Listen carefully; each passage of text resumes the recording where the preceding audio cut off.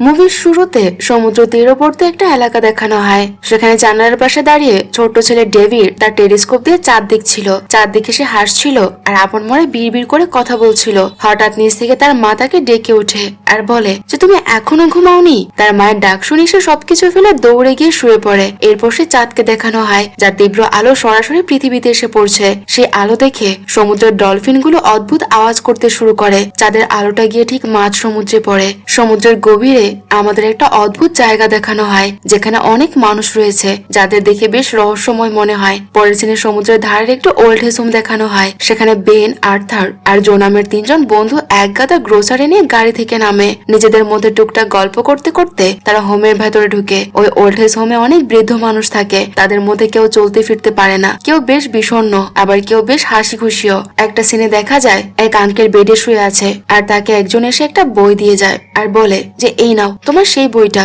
যেটা তুমি চেয়েছিলে, এনজয় করো। এভাবে তারা সাধারণ মানুষের মতোই কথাবার্তা বলছিল। হঠাৎ পাশের এক রুমে দেখা যায় একজন বৃদ্ধের শ্বাসকষ্ট হচ্ছে। ডাক্তার আর নার্সরা তাকে বাঁচানোর আপ্রাণ চেষ্টা করছিল। এটা দেখে বেন আর বাকিরা বেশ মন খারাপ করে। এরপর বেন, আর্থার আর জোকে দেখা যায় চুপি চুপি তারা কোথাও যাওয়ার প্রস্তুতি নিচ্ছে। তাদের মধ্যে একজন আক্ষেপ করে বলে দেখিস কিছুদিন পর আমাদের অবস্থা ওই রকমই হবে। তখন বেন বলে ওঠে আরে ভাই এসব কথা নিয়ে কেউ ভয় পায় নাকি? যতদিন বেঁচে আছি জীবনটা এনজয় করা উচিত। এরপর তারা গেট পার হয়ে পাশের একটা রিসোর্টে ঢুকে। সেখানে তখন কেউ ছিল না, এমনকি কোনো সিকিউরিটিও নেই। আসলে এই রিসোর্টে একটা ইনডোর সুইমিং পুল ছিল যেখানে এই তিনজন বৃদ্ধ প্রতিদিন লুকিয়ে এসে সাঁতার কেটে যেত। পরের সিনে আমাদের মুভির হিরো জ্যাককে দেখানো হয়। জ্যাক একটা বোটের মালিক। সেখানে জ্যাক আর এই কাস্টমারের মধ্যে ঝগড়া হচ্ছিল। সেই কাস্টমার বোট নিয়ে কিছু কমপ্লেন করে চলে যায়। জ্যাক তখন বিরক্তি নিয়ে বলে যাও তো বাপু, আমার বোট নিয়ে বেশি কথা বলবে না। জ্যাক যখন তাদের কাছে যায় সে দেখে যে সেখানে বেশ কয়েকজন লোক দাঁড়িয়ে আছে। তারা সবাই ওয়াটার শুট পরেছিল। তাদের লিডারের নাম ওয়াল্টার, সাথে যতীন আমার এক তরুণীও আছে। তারা জ্যাককে বলে যে আগামী 27 দিনের জন্য তাদের একটি বোট আর জ্যাকের সাহায্য দরকার। জ্যাক এতে বেশ অবাক হয় কিন্তু তারপরও রাজি হয়ে যায়। সে তাদের বোট ঘুরিয়ে দেখায় আর বলে আপনারা এটা নিয়ে যেখানে খুশি যেতে পারেন, যা ইচ্ছে করতে পারেন। ড্রাইভিং করার জন্য প্রয়োজনীয় সব নথিপত্র আমার কাছে আছে, আপনারা শুধু এনজয় করুন। ওয়াল্টার বলে ঠিক আছে জ্যাক, আমাদের এই 27 দিনের জন্য একজন ভালো গাইড দরকার যে আমাদের কথা মতো বোট চালিয়ে নিয়ে যাবে। জ্যাক তাদের এই ডিলে রাজি হয়ে যায়। এদিকে ওল্ড এজ হোমে সেই তিন বৃদ্ধ বন্ধু আড্ডা দিচ্ছিল। তখন বেনের নাতি ডেভিড সেখানে আসে। সেই ছেলেটি যাকে একদম শুরুতে টেলিস্কোপ দিয়ে চাঁদ দেখতে দেখা গিয়েছিল। বেন তাকে জিজ্ঞেস করে যে কি রে তুই এখানে কেন? ডেভিড ফিসফিস করে বেনের কানে বলে দাদু তোমরা লুকিয়ে লুকিয়ে কোথায় যাও আমি কিন্তু তার সব জানি, আজ আমিও তোমাদের সাথে যাব। বেন তার কথায় বাধ্য হয়ে রাজি হয় কিন্তু সাবধান করে দেয় যে কেউ যেন এই কথা জানতে না পারে। তারা যখন সেই রিসোর্টের কাছে পৌঁছায় দেখে যে টুরিস্টদের সেই দলটি রিসোর্টটি ভাড়া নেওয়ার কথা বলছে। তাদের মধ্যে একজন নারী রিসোর্টের মালিকের সাথে কথা বলছিল আর জিজ্ঞেস করছিল যে পুলটি রক্ষণাবেক্ষণের জন্য কোনো লোক লাগবে কিনা। কিন্তু ওয়াল্টার সরাসরি মানা করে দেয়। সে বলে যে তাদের প্রাইভেসি দরকার আর তারা নিজেরাই সব দেখে নেবে। এইসব দেখে সেই তিন বৃদ্ধ বন্ধুর মন ভেঙে যায়। তারা ভাবে যে দূর এখন মনে হয় আর পুলে নামাই হবে না। পরের সিনে বোটে সেই টুরিস্টদের দেখা যায়। ওয়াল্টার ম্যাপ দেখিয়ে জ্যাককে একটা নির্দিষ্ট জায়গায় যেতে বলে। অন্যদিকে হোমে বেনের চোখের পরীক্ষা চলছিল। তার চোখের জ্যোতি দিন দিন কমে আসছে। ডাক্তার যখন তাকে চশমার পাওয়ারের কথা বলে বেনেতে রেগে গিয়ে তর্ক শুরু করে। ডাক্তার তাকে বুঝিয়ে বলে যে বয়স হওয়ার কারণেই এমনটা হচ্ছে। এই কথা শুনে বেন খুব হতাশ হয়ে যায়। আসলে নিজের বার্ধক্যকে সে মেনে নিতে পারছিল না। এদিকে জ্যাক সেই টুরিস্টদের মাঝ সমুদ্রে নিয়ে যায়। সেখানে পৌঁছানো মাত্রই তারা ওয়াটার শুট পরে পানিতে ঝাঁপ দেয়। পানি নিচে গিয়ে তারা বড় বড় কিছু অদ্ভুত বক্স আর পাথরের মতো জিনিস উদ্ধার করে। মনে আছে মুভির শুরুতে চাঁদের আলো যে জিনিসগুলোর উপর পড়েছিল, এইগুলো সেই বক্স। তারা সেগুলো বোটের উপর তুলে আনে। এসব দেখে তো জ্যাক একদম অবাক হয়ে যায় আর তাদের জিজ্ঞেস করে যে এসব কি। তারা জানায় যে এটা একটা সিক্রেট, তারা বলতে পারবে না। দূর থেকে ওই বৃদ্ধ তিন বন্ধু বাইনোকুলার দিয়ে এই সব কিছু দেখছিল। জো বলে আরে এগুলো তো সেই লোক যারা রিসোর্টটা ভাড়া নিয়েছে, ওরা পানি থেকে ওগুলো কি তুলছে। বেন বলে হয়তো কোনো রিসার্চ করছে, আমাদের ওসব দিয়ে কাজ কি। কিন্তু জো নাছোড় বান্দা, সে বলে না ভাই কিছু তো একটা ব্যাপার আছে, আমার এই রহস্য বের করতে হবে। এর পরদিন যখন টুরিস্টরা আবার সমুদ্রে যায় এই তিন বন্ধু সেই রিসোর্টে গিয়ে হাজির হয়। সেখানে গিয়ে তারা দেখে যে সুইমিং পুলের ভেতরে অদ্ভুত কিছু বড় বড় পাথর বা বক্সের মতো জিনিস রাখা আছে। তারা ওগুলো নেড়েচেড়ে দেখার চেষ্টা করে কিন্তু তারা কিছুই বুঝতে পারে না। শেষে তারা ঠিক করে যে দূর এসব ভেবে লাভ নেই, চল আমরা আগে গোসলটা সেরে নেই, আমাদের আবার তাড়াতাড়ি ফিরতে হবে। কিন্তু পানিতে নামার সাথে সাথেই তারা একে অপরকে বলতে থাকে কি রে তোদেরকে কিছু অদ্ভুত লাগছে? জো বলে ওঠে হ্যাঁ রে, মনে হচ্ছে শরীরের ভেতর অন্যরকম একটা শক্তি কাজ করছে। আগে যখন তারা এখানে আসতো তখন এমনটা কখনোই হতো না। এরপর তারা পুলের ভেতরে যা শুরু করে তা দেখলে আপনি অবাক হয়ে যাবেন। 80 বছরের এই বৃদ্ধরা একদম যুবকদের মতো সাঁতার কাটতে শুরু করে। তার শরীর ভর্তি এনার্জি নিয়ে পুল থেকে উঠে ফেরার পথে জো বলে, আমার তো মনে হচ্ছে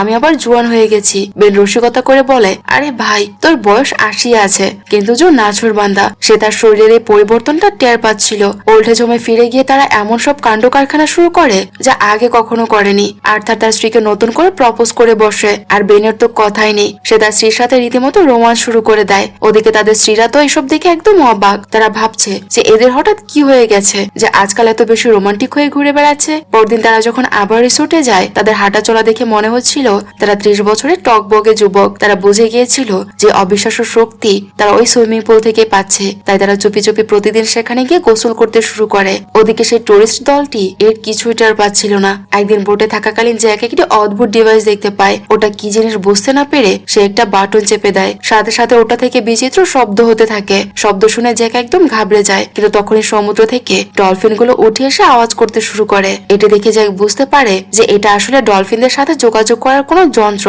জ্যাকের মনে কৌতূহল জাগে যে এরা আসলে পানি থেকে কি তুলে আনছে। সে যখন ভেতরে গিয়ে চেক করতে যায়, তখনই সেই তরুণী জ্যোতি সেখানে চলে আসে। সে তাকে জিজ্ঞেস করে যে জ্যাক, তুমি এখানে কি করছো? জ্যাক সরাসরি বলে, আমি অনেকদিন ধরেই দেখছি যে তোমরা পানি থেকে বড় বড় সব জিনিস তুলে আনছো।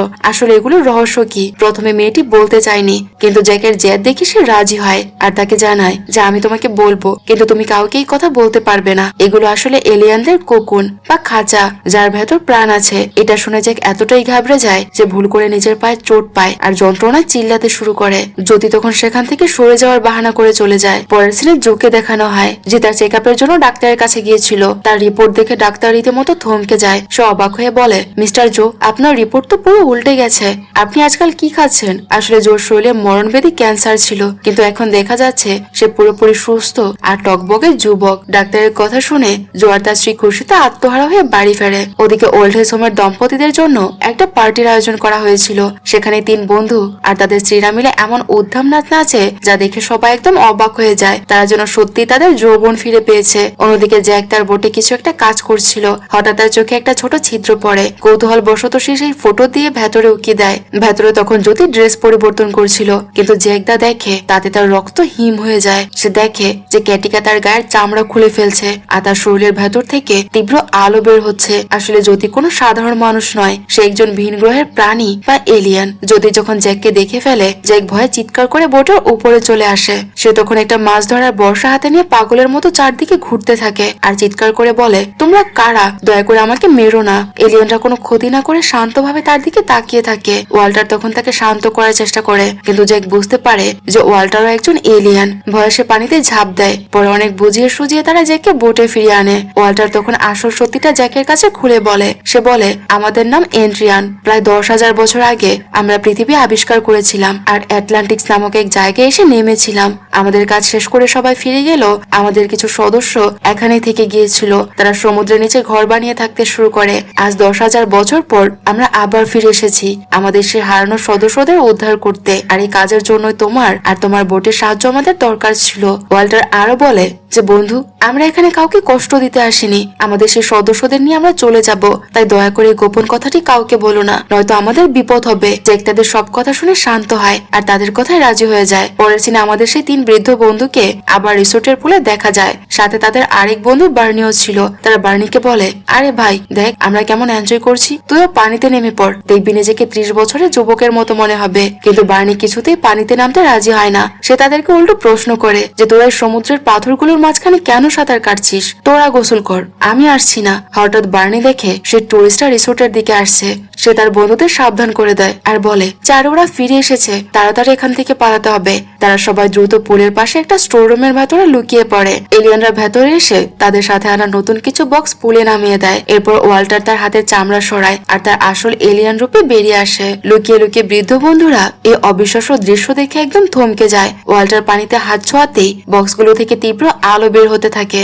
আসলে তারা তাদের শরীরের এনার্জি দিয়ে ওই বক্সের ভেতরে থাকা এলিয়ানদের প্রাণ দিচ্ছিল। কাজ শেষ করে তারা তাদের গায়ের চামড়া খুলে একটা বক্সে রেখে পানির ভেতরে অদৃশ্য হয়ে যায়। ঠিক সেই মুহূর্তে বার্নিয়ার থাকতে না পেরে স্টোর রুম থেকে বেরিয়ে সোজা তাদের সামনে চলে আসে আর বার্নিয়ার বাকিরা সেখান থেকে এক ছুটে পালিয়ে যায়। ওল্ড এজ হোমে ফিরে তারা হন্তদন্ত হয়ে গার্ডকে ডাকে আর বলতে থাকে, ওই রিসোর্টে এলিয়ান ঢুকেছে, জলদি ওদের ধরো। কিন্তু গার্ড তাদের কথায় পাত্তাই দেয় না। সে হেসে বলে, আঙ্কেল, বয়স হয়েছে বলে কি যা খুশি তাই বলবেন? তখন বার্নির স্ত্রী জোর দিয়ে বলে, আগে পুলিশ ডাকো, তারপর দেখা যাবে। কিছুক্ষণ পর পুলিশ যখন রিসোর্টে যায়, ওয়াল্টার খুব শান্তভাবে তাদের সাথে কথা বলে। সে পুলিশকে বোঝায় যে আমরা দূর থেকে এসেছি, এখানে কিছুদিন বিশ্রাম নিতে চাই। কিছুদিন আগে ওই বৃদ্ধরা আমাদের পুলে লুকিয়ে গোসল করেছিল।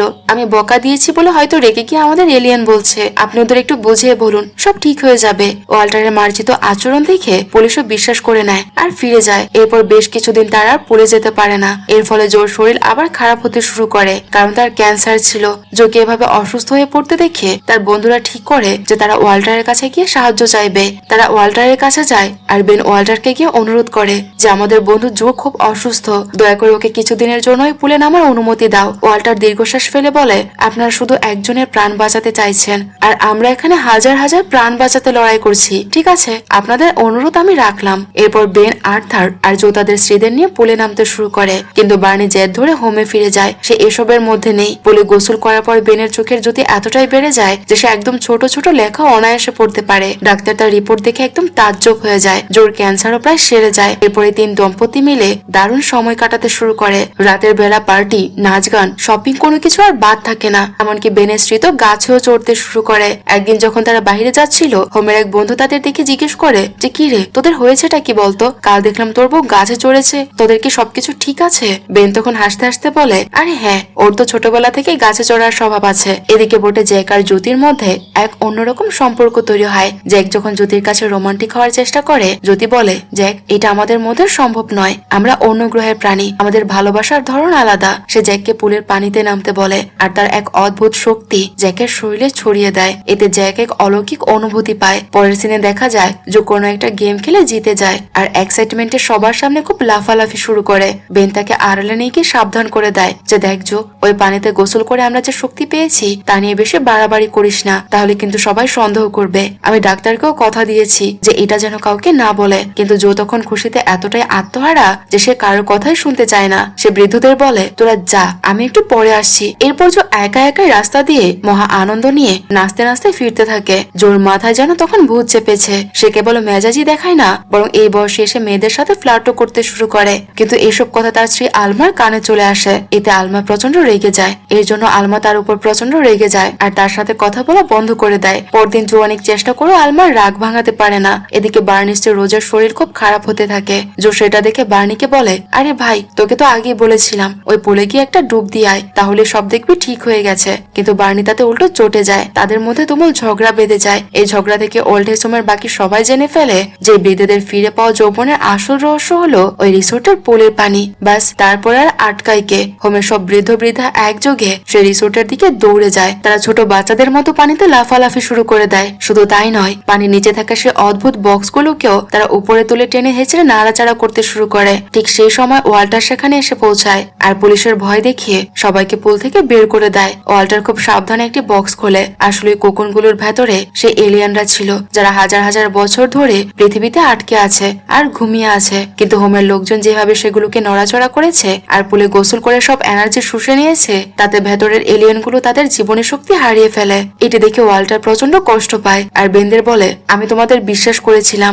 আর পুলে নামার অনুমতি দিয়েছিলাম, কিন্তু তোমরা এটা কি করলে? আমার উপকারের বিনিময়ে তোমরা আমার বড় ক্ষতি করেছো। এই কথা শুনে বেনরা নিজেদের খুব অপরাধী মনে করে আর সেখান থেকে চলে যায়। এদিকে বার্নির স্ত্রী রোজার অবস্থা আরো খারাপ হয়ে যায়। বার্নি যখন ওষুধের ফাইল নিয়ে ঘরে ঢুকে, সে দেখে যে রোজার বেঁচে নেই। তার প্রিয়তমা স্ত্রীকে হারিয়ে বার্নি কান্নায় ভেঙে পড়ে। সে রোজার নিথর দেহটা নিয়ে সে রিসোর্টের পুলে যায় আর কাঁদতে কাঁদতে বলে, রোজ, তুই একবার ডুব দে, দেখবি আবার বেঁচে উঠবি। কিন্তু সেখানে ওয়াল্টার এসে তাকে থামায়। সে দুঃখের সাথে বলে, সরি বার্ন, এই পানি এখন সাধারণ পানির মতোই হয়ে গেছে। এসব জাদুকরী শক্তি ফুরিয়ে গেছে। বার্নি তার স্ত্রীর মরদেহ নিয়ে হোমে ফিরে আসে। হোমের বাকি সবাই তখন খুব বিষণ্ণ হয়ে পড়ে। সবার মনে একটাই ভয় ছিল, একদিন তাদেরও এমন দশা হবে। বেন তখন ওয়াল্টারের কাছে গিয়ে ক্ষমা চায়। ওয়াল্টার তাকে মাফ করে দিয়ে বলে, ঠিক আছে, আমি জানি তোমরা এটা ইচ্ছে করে করনি। বেন তখন তাকে জিজ্ঞেস করে তারা যে কাজের জন্য পৃথিবীতে এসেছিল তা কি সফল হয়েছে? ওয়াল্টার তখন হতাশ হয়ে বলে যে না, অনেক এলিয়ান সদস্যকে তারা চিরতরে হারিয়ে ফেলেছে। বাকি যে কজন বেঁচে আছে তাদের শরীরে আর শক্তি নেই। এই অবস্থায় তারা মহাকাশ ভ্রমণে যেতে পারবে না, মাঝপথেই মারা যাবে। তাই তারা সিদ্ধান্ত নিয়েছে কোকনগুলোকে আবার সমুদ্রের তলদেশে রেখে আসবে। কিন্তু সেই কাজটা করার মতো পর্যাপ্ত শক্তিও এখন তাদের কাছে নেই। বেন তখন ওয়াল্টারকে সাহস দিয়ে বলে, তোমরা টেনশন করো না, আমরা আছি তো, আমরা তোমাদের সাহায্য করব। এরপর বেনের ডাকে হোমের সব বৃদ্ধরা একজোট হয় আর সে ভারী কোকন কোকনগুলোকে আবার সমুদ্রে নিয়ে যাওয়ার জন্য তৈরি হয়। সবাই মিলে সেই কোকনগুলোকে আবার সমুদ্রের ঠিক জায়গায় পৌঁছে দেয়। এরপর তারা সবাই বোটে ফিরে আসে। তখন ওয়াল্টার তাদের সামনে এক অবিশ্বাস্য প্রস্তাব রাখে। সে বলে যে আপনাদের বয়স হয়েছে, তাই শরীরের কষ্টের কারণেই আপনার ওই পুলে গোসল করতে এসেছিলেন। আমার কাছে আপনাদের জন্য একটা অফার আছে। আমাদের মহাকাশযানে আরো 30 জনের জায়গা আছে। আপনারা চাইলে আমাদের সাথে আমাদের গ্রহে চলে যেতে পারেন। সেখানে গেলে আপনারা কোনোদিনও বৃদ্ধ হবেন না, অর্থাৎ আপনারা অমর হয়ে যাবেন। মৃত্যু আপনাদের ছুঁতেও পারবে না। এছাড়া পৃথিবীর মানুষদের সাথে আমাদের একটা ভালো সম্পর্ক তৈরি হবে। আপনারা কি আমাদের সাথে ওই সফরে যাবেন? সবাই তার কথা শুনে একে অপরের দিকে তাকাতে থাকে। প্রস্তাবটা তাদের কাছে দারুণ লাগে, কিন্তু এতে বার্নিসাক মানা করে দেয়। সে বলে, আমার স্ত্রী রোজ নেই, তাকে ছাড়া আমি কোথাও যাব না। আমি এখানেই মরতে চাই, তোমরা যাও। এই বলে সে ভারাক্রান্ত মনে হোমে ফিরে আসে। পরদিন বেন তার নাতি ডেভিডকে বিদায় জানাতে যায়। সে বলে, আমরা অনেক দূরে চলে যাচ্ছি দাদু ভাই, যেখানে আমরা চিরকাল বেঁচে থাকবো। ডেভিড তখন অবাক হয়ে জিজ্ঞেস করে, তোমরা কোথায় যাচ্ছ? কিন্তু বেন নির্দিষ্ট করে কিছু না বলে শেষবারের মতো তাকে গুড বাই জানিয়ে চলে যায়। পৃথিবীতে এটাই ছিল তাদের শেষ দিন। বেন তার সারা জীবনে জমানো সব টাকা ব্যাংক থেকে তুলে নেয়, আর রাস্তায় যাকেই পায় তাকেই বিলিয়ে দিচ্ছিল, কারণ ওই গ্রহে তো আর টাকার কোনো প্রয়োজন নেই। এদিকে জো যায় তার স্ত্রী আলমার রাগ ভাঙাতে। সে বলে, তোমাকে ছাড়া আমি কোথায় যাব? এই পৃথিবীতে আমি একা থাকতে পারবো না। আমি চাই তুমিও আমার সাথে চলো, আমরা দুজন মিলে অমর হয়ে যাব। জোর কথা আলমা শেষ পর্যন্ত রাজি হয়। এরপর তারা হোমের বাকি বন্ধুদেরও এই অফারের কথা জানায়। তাদের কথায় সবাই রাজি হয়ে যায় যে তারা অমরত্বের দেশে গিয়ে শান্তিতে থাকবে। রাত যখন গভীর হয়, হোমের সবাই চুপচাপ নিজের ব্যাগ গুছিয়ে বেরিয়ে পড়ে। ওদিকে ডেভিড তখন টেলিস্কোপ দিয়ে আকাশের দিকে তাকিয়েছিল। তখন তার মা এসে জিজ্ঞেস করে, কি দেখছিস বাবা? ডেভিড বিষণ্ণ গলায় বলে, নানা নানি আর কোনোদিনও ফিরবে না মা, তারা অন্য কোথাও চলে যাচ্ছে। এই কথা শুনে তার মা ঘাবড়ে যায় আর দ্রুত ওল্ড এজ হোমে পৌঁছায়। সেখানে গিয়ে দেখা যায় সব বৃদ্ধ বৃদ্ধা বোটে উঠে পড়েছে, আর তারা সবাই খুব খুশি। তারা বার্নিকেও শেষবার অনুরোধ করে তাদের সাথে যাওয়ার জন্য, কিন্তু বার্নি তার স্ত্রীকে এতটাই ভালোবাসতো সে তার মৃত স্ত্রীর স্মৃতি আঁকড়ে ওখানেই থেকে যায়। সে অশ্রু জল চোখে সবাইকে বিদায় জানায়। ওদিকে হোমের গার্ডরা যখন রুম চেক করতে যায়, তারা দেখে যে সব রুম খালি। তখন তারা পুলিশে খবর দেয়, আর পুলিশ এসে পৌঁছালে শুরু হয়ে যায় তোলপাড়। ঠিক তখন ডেভিড সমুদ্রের দিকে আঙুল উঁচিয়ে দেখায় যে দূরে বোটটা যাচ্ছে। সে নানা ভাই বলে চিৎকার করে বোটের দিকে দৌড় দেয়, আর চলন্ত বোটে ঝাঁপিয়ে পড়ে বেনকে জড়িয়ে ধরে। পুলিশ আর কোস্টগার্ডের হেলিকপ্টার তখন বোটটিকে থামার জন্য ওয়ার্নিং দিতে শুরু করে। পুলিশ যখন ধাওয়া করে আসছে, জ্যাক প্রচন্ড গতিতে বোট চালাতে শুরু করে। ওয়াল্টার তাকে ভরসা দিয়ে বলে, জ্যাক, যতজনই আমাদের পিছু নিক না কেন, তুমি ঘাবড়াবে না। আমি যে লোকেশন বলছি সেখানে আমাদের নিয়ে চলো। ওদিকে ডেভিডের মা সুজান চিৎকার করে বোটের দিকে বলছিল যে, ডেভিড তুই কোথায় যাচ্ছিস? ওরা তো তোকে অপহরণ করেছে। কিন্তু ডেভিড তখন বেনের চোখে মুখে যে আনন্দ আর শান্তি দেখছিল, তাতে সে বোঝা যায় যে তার নানা নানি কোনো বিপদে নেই, বরং খুব ভালো কোনো জায়গায় যাচ্ছে। তাই সে মন শক্ত করে বেনকে জড়িয়ে ধরে শেষবারের মতো বিদায় জানায় আর বোট থেকে পানিতে ঝাঁপ দেয়। বেন বোট থামাতে চাইলো। ডেভিড ইশারায় বলে, নানা ভাই আপনি যান, আমি ঠিক আছি। কোস্টগার্ডের পুলিশ ডেভিডকে পানি থেকে উদ্ধার করে নেয়। ততক্ষণে সমুদ্রের মাঝখানে এক অদ্ভুত দৃশ্য তৈরি হয়। চারদিকে ঘন কুয়াশা আর বৃষ্টি শুরু হয়। পুলিশের বোটগুলো আর কিছুই দেখতে পাচ্ছিল না, তাই তারা ধাওয়া করা ছেড়ে দেয়। হঠাৎ সেই ঘন কুয়াশার মাঝখান থেকে বিশাল আকার এক মহাকাশযান নিচে নেমে আসে। ওয়াল্টার যাওয়ার আগে জ্যাককে তার পারিশ্রমিক বুঝিয়ে দেয় আর তাকে মন থেকে ধন্যবাদ জানায়। যদিও জ্যাককে শেষবারের মতো হাত নেড়ে বিদায় জানায়। জ্যাক তখন তার ছোট বোটটি নিয়ে দূরে সরে আসে। সবাই যখন বড় বোটটিতে করে মহাকাশযানের ভেতরে ঢুকে পড়ে, তখন ধীরে ধীরে সেটি আকাশের দিকে উপরে উঠতে থাকে আর একসময় চোখের পলকে অদৃশ্য হয়ে যায়। সিনটি এখানেই কাট হয় আর সিন চলে যায় কয়েক সপ্তাহ পরে। সে বৃদ্ধাশ্রমের সবার আত্মীয় স্বজনরা কালো পোশাক পরে শোক পালন করতে বসে। যেহেতু বোট সহ তারা সবাই নিখোঁজ হয়ে গিয়েছিল, তাই পুলিশ আর বাকি সবাই ধরে নিয়েছিল যে তারা হয়তো সমুদ্রে ডুবে মারা গেছে। সবাই যখন কাঁদছিল, তখন ছোট্ট ডেভিড একা জানালার পাশে দাঁড়িয়ে আকাশের দিকে তাকিয়ে হাসছিল, কারণ সে জানতো যে তার প্রিয় নানা নানি মারা যায়নি, তারা তারাদের দেশে অমর হয়ে সুখে আছে। আর এই কারণেই মুভির একদম শুরুতে তাকে টেলিস্কোপ দিয়ে আকাশের দিকে তাকিয়ে হাসতে দেখা গিয়েছিল। আর এই সিনের মধ্য দিয়ে এই মুভিটি শেষ হয়ে যায়। তো মুভির গল্পটি আপনাদের কাছে কেমন লেগেছে তা কমেন্ট করে আমাদের জানাতে ভুলবেন না। যদি একটুও ভালো লেগে থাকে তাহলে প্লিজ ভিডিওটিতে লাইক করে দেবেন। আর যারা এখনো আমাদের চ্যানেলটি সাবস্ক্রাইব করেননি, তারা চাইলে আমাদের চ্যানেলটি সাবস্ক্রাইব করে দিতে পারেন। দেখা হচ্ছে পরবর্তী কোনো ভিডিওতে। সেই পর্যন্ত সবাই ভালো থাকুন আর সুস্থ থাকুন।